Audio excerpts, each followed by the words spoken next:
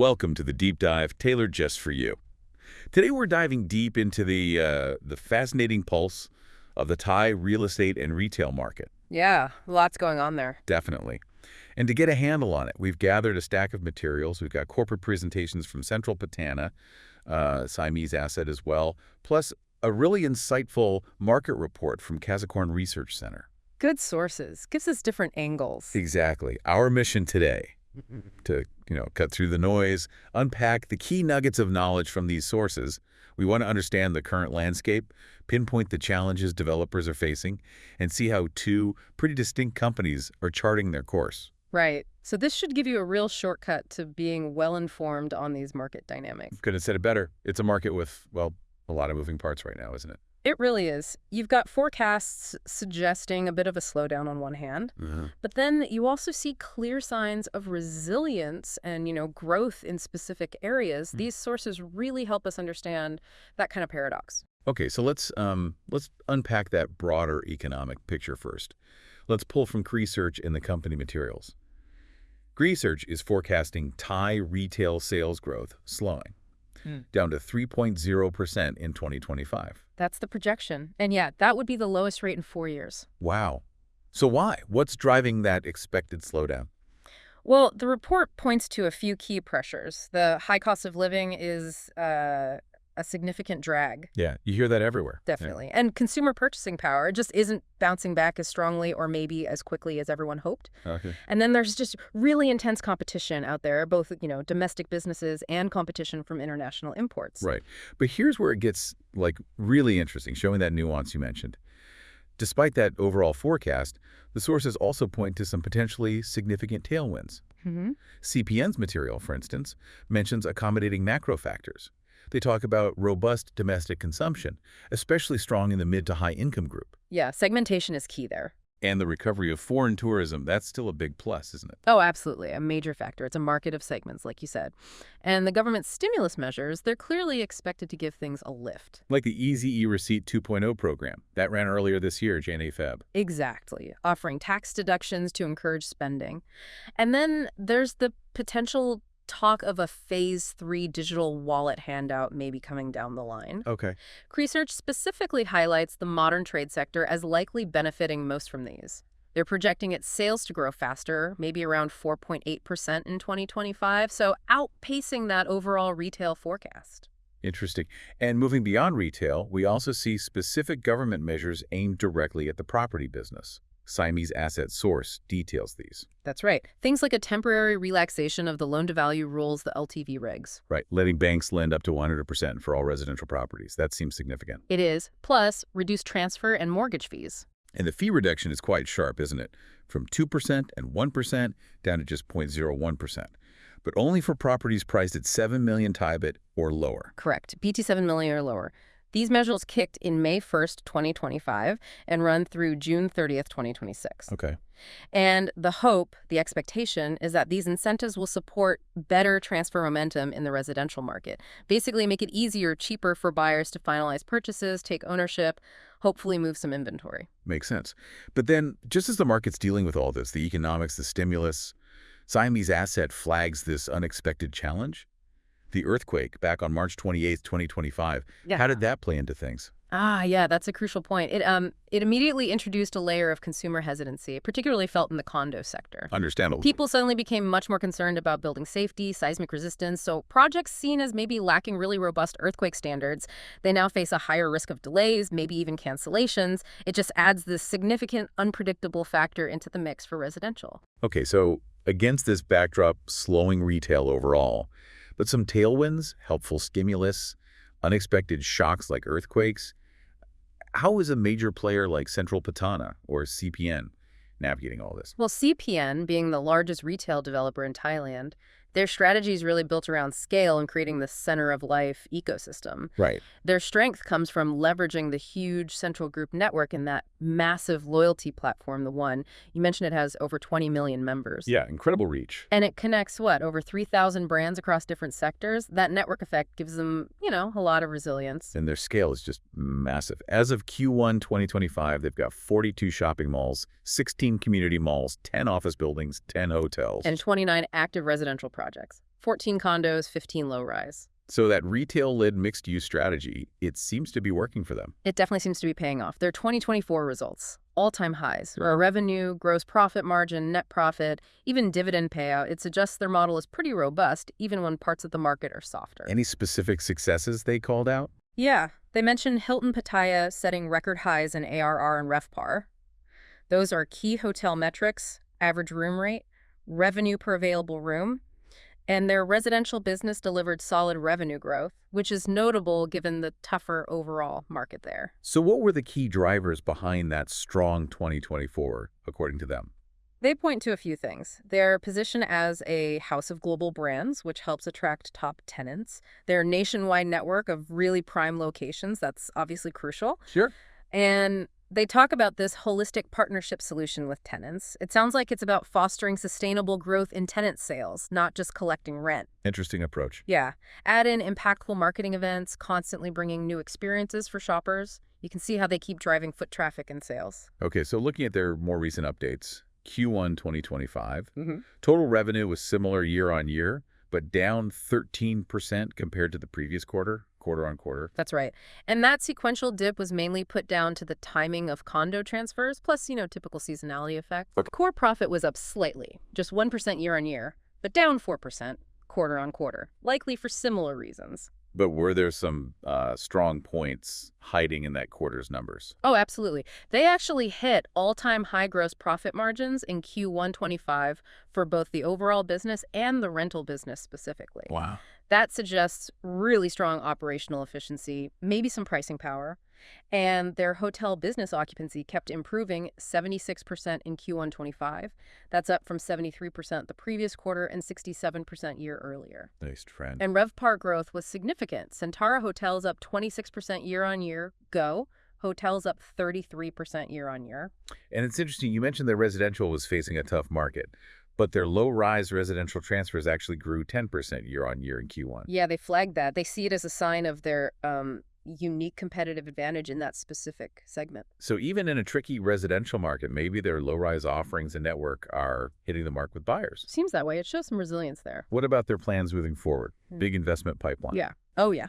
They've got a 2023-2027 5-year plan around BT 79 billion total investment. Okay. The focus is squarely on more mixed-use projects, exploring some new retail formats or segments, and also looking at international expansion.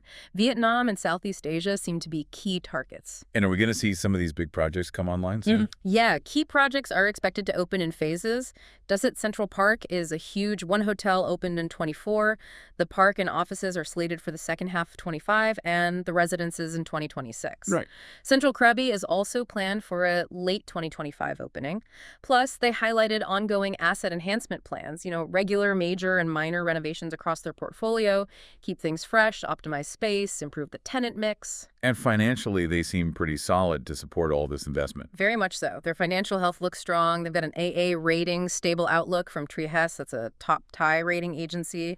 Their net debt-to-equity ratio, the DE, keeps improving. It was at a healthy 0.53 times in Q1 25. Pretty low leverage. Yeah. And their interest coverage, how easily they cover interest payments, is really high, 23.80 times. They also use asset recycling, transferring assets to their REITs and property funds, CPN, right, and CPNCG, which frees up capital for new stuff. Got it. One last thing on CPN ESG. Environmental, social, governance. Seems pretty prominent for them. It is. They highlight being ranked #1 globally in their category by the Dow Jones Sustainability Index, DJSI World. That's a major benchmark. Impressive. They talk about being on a net zero journey, and they've earmarked a serious amount, BT 10,000 million, for sustainability initiatives between 2023 and 2027. Practical things, too, like installing solar rooftops, efficiency measures like temperature reduction. Okay, so that's CPN the giant, leveraging scale, diversification, strong financials. Now let's completely shift gears and look at Siamese Asset. They present a very different angle on this market, don't they? Very different. Siamese Asset focuses on a more, let's say, curated approach, developing projects around diverse lifestyles under their asset of life concept. They really stress prime locations, sure, but also creating value based on life experiences, not just, square meters. So how do they try to stand out from the bigger players like CPN? Their key differentiators seem to be offering branded residences. That's where they combine hotel-style services and amenities with private residential living. Right, that high service model. Exactly. They also do mixed-use projects, but maybe on a different scale than CPN. And they integrate related lifestyle businesses directly, hotels, restaurants, wellness services, right into their development. The sustainability looks like a really central pillar for them, too. Absolutely. It's core to the sustainable living concept. And it's not just talk. They list specific practices. Designing for energy efficiency, aiming for over 40% energy reduction in operational projects, using solar rooftops, putting in EV chargers, air-of-life purifiers. And a really strong commitment they make is that every future project is planned to get EDGE Green Building Certification from the IFC. That's a pretty rigorous international standard. And connecting back to that unexpected challenge we talked about earlier, the earthquake, how does Siamese Asset's approach fit with that concern? Yeah, this is where their focus on resilience becomes really tangible and relevant. They address the earthquake concern head-on in their materials. They highlight their multidisciplinary design team, emphasizing structural engineering expertise. Okay. They mention using expert consultation and strictly adhering to the latest 2021 safety standards, which specifically include enhanced seismic design requirements. So they're directly addressing that consumer hesitancy factor, positioning themselves as prioritizing safety when it's suddenly top of mind. Smart move. Okay. And their focus on sustainability and these unique offerings, it seems like it's getting noticed externally. Yeah, they've racked up quite a few awards recently, which kind of validates their strategy. Just in 2024, 3 luxury lifestyle awards. They got the Stock Exchange of Thailand's ESG DNA Project Certificate. Right. Their Tribe Living Bangkok Sukhumvit 39 project got a FIA BCI Thai Award, and it was the first in Thailand to get the EDG Advanced Green Building Certification, plus other enterprise awards, social awards. It underscores that their niche strategy and sustainability commitment are gaining real traction. Okay, let's look at their Q1 2025 performance. Total revenue was down, though, 20.39% year-on-year. It was. And that decrease was primarily due to lower real estate sales transfers being recognized in that quarter. They specifically called out the Landmark at MRTA Station project as impacting the timing.